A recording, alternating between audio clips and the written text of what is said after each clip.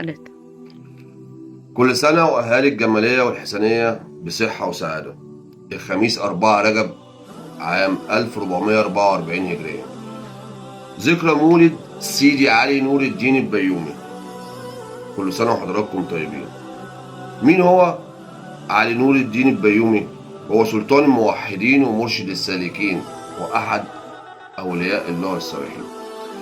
هو مواليد عام 1108 هجريا بقرية بيوم ميتغمر الأهلية، وتوفى عام 1183 هجريا عن عمر يناهز 75 عام.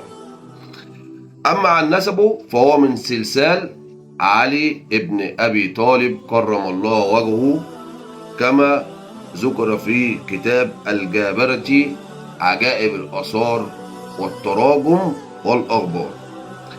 سيدي علي نور الدين البيومي انتقل في عام 1133 هجريا إلى حي الحسنية بالجمالية، وما زال مقامه الشريف حيث أقام بالحي، وهو أحد أشهر الأحياء الشعبية بمصر ومن أقدمها، وهو حي ليه تاريخ.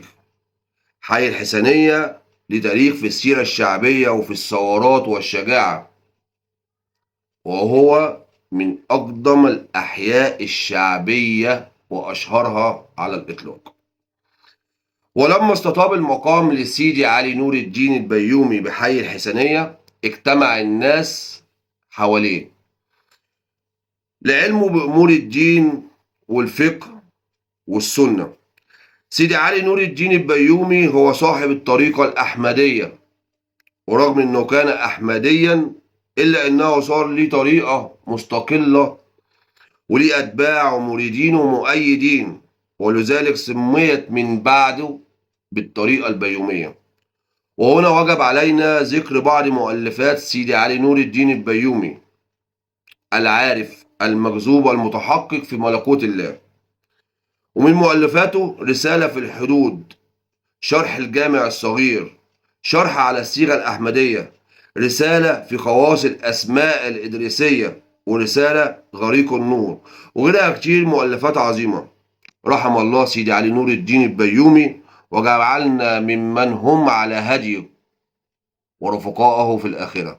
كل سنة وحضراتكم طيبين.